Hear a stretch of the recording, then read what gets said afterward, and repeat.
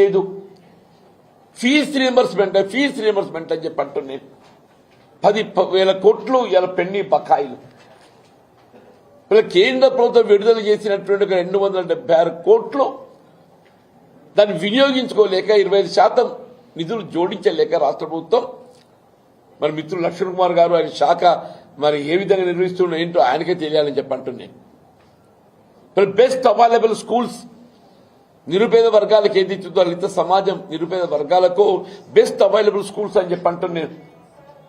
Admission చేరిక లేకుండా పోతుందని చెప్పి అంటున్నాను. ఏ ఒక్క కార్యక్రమం కూడా ఇవాళ మేము ఏదైతుందో ప్రజలు కూడుతున్నాయి మార్పు. ఇవాళ మేము కోరే మార్పు కాదు ఇది. ప్రజలు ఏదైతుందో ఈ రేవంత్ రెడ్డి పాలన పోవాలి, కేసీఆర్ గారి పాలన రావాలని ప్రజల్లో నానుడు వచ్చింది. మేము పాలన మార్పు కావాలని చెప్పి కోరుతున్నామని చెప్పినాం తప్ప రేవంత్ రెడ్డి గారి కీడు కోరలే. కేసీఆర్ గారి నోటంటే గాని మా నాయకులు ఎవరి నోటంటే గాని భౌతికంగా రేవంత్ రెడ్డి కీడు కోరలే. ఇదే ముఖ్యమంత్రిగా నువ్వు నీ పాలన అంతా మెరుగుకుంటే మరోసారి అధికారికి వస్తా అని చెప్పి చెప్పుకుంటున్నాం. కేసీఆర్ గారు ఏదితో ఒక ఉద్యమ నేత తెలంగాణ రాష్ట్రాన్ని సాధించిందయా. తెలంగాణ రాష్ట్రాన్ని ముఖ్యమంత్రి అయ్యే అవకాశం లభించిందంటే అది కేసీఆర్ గారి పుణ్యం అని చెప్పి అంటున్నాను నేను. అన్నాడు వారు ఉద్యమించకున్నట్టు తెలంగాణ రాష్ట్రం ఏర్పడేదా నువ్వు ముఖ్యమంత్రి అయ్యేటోడివే నువ్వు. ఇదేనానే ఊరి తీస్తావే ఊరి నిజంగా కూడా చెప్పంటున్నా. ఒక పాలక పక్షంగా ప్రభుత్వం ఏదైతుందో ప్రజాస్వామ్యయుతంగా ప్రతిపక్షాలు బలంగా ఉండాలని కోరుకోవాలి. అటువంటిది ఏదైతుందో వాస్తవాలు మాట్లాడుతుంటే దాన్ని భిన్నంగా విమర్శనాత్మకంగా నువ్వు మేడిగడ్డ సందర్శించినవా. నేను కేసీఆర్ గారు ఏదైతుందో జగిత్యాల పర్యటన సందర్భంగా ప్రజా ఆశీర్వాద సభ అంత గొప్పగా జరుగుతుంటే నువ్వు జీర్ణించుకోలేక ఏదో నిద్ర లేచినట్టు నటించటం. మేడిగడ్డ కురింగిపోయింది. ఎన్నడు కురింగింది? 30 మాసాలైంది. 2 పిల్లలు కురింగినాయి.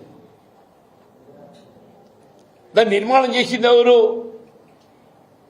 వీళ్ళ ఎల్ఎన్టీ పబ్లిక్ అండర్టేకింగ్. అది అసలు నిజంగా ఎల్ఎన్టీకి అంతర్జాతీయ స్థాయిలో గుర్తింపు ఉంది. అది ఎవడు చెప్తే ఏంటోడు కాదు. వాళ్ళు ఎల్ఎన్టీ నిర్మాణ సంస్థ అనేది ఏదైతే ఉందో అంతర్జాతీయంగా గుర్తింపు పొందింది.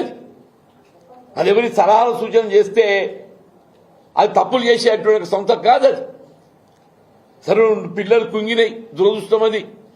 అవి మరమ్మతు చేసుకుంటూ 400 కోట్లు అవుతాయి. ఎక్కువ మరమ్మతు చేసుకుంటూ 400 కోట్లు అవుతాయి. 30 మాసాలు గడిచింది. ఎన్డీఎస్ఏ జాతీయ సంస్థ ఏదైతుందో వాళ్ళు సంవత్సర కాలం దాన్ని నార్చిండ్రు, పెండింగ్ పెట్టిండ్రు. వాళ్ళు రిపోర్ట్ ఇచ్చి సంవత్సర కాలం గడిచిందే. దాని పునర్నిర్మాణం ఈ పాటికి అయిపోయేది ఉండే. అని చెప్పి అంటున్నాను.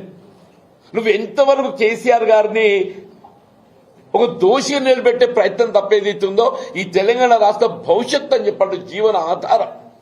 మేడిగడ్డ ఇవాళ ఏదైతుందో ఈ తెలంగాణ రాష్ట్ర భవిష్యత్తు జీవన ఆధారం అని చెప్పంటాడు. ఏ స్థానంలో మేము కూడా మాట్లాడినాం. ఇప్పుడు ప్రాణహిత నదీ జలాలు తుమ్మడేటి వద్ద నిర్మాణం చేసే అవకాశం ఉంటే నిర్మాణం చేయాలని చెప్పినమే. కేసీఆర్ గారు ఏదైతుందో మహారాష్ట్ర ప్రభుత్వంలో ఒప్పందంలో భాగంగా 145 మీటర్లతో ఒప్పందం వారే కుదిర్చిండ్రు. కేసీఆర్ గారే, నువ్వు చేసింది కాదు. అలా మనం ఆశించిన జలాల లభ్యత పొందలేకపోతున్నామని చెప్పని దిగువ 100 మీటర్లకు వచ్చిందా. 10,000 కట్టి నీళ్లు పెట్టిన పొయ్యి అన్నట్టు ఏదైతుందో మొత్తం లిఫ్ట్లు నీకు సిద్ధంగా ఉన్నాయి. నీ నిజంగా చిత్తశుద్ధి ఉన్నట్టయితే మొన్నటి ఎన్నికల ప్రణాళికలో కాంగ్రెస్ పార్టీ తుమ్మడేటి వద్ద బ్యారేజ్ నిర్మాణం చేస్తామని చెప్పిందా.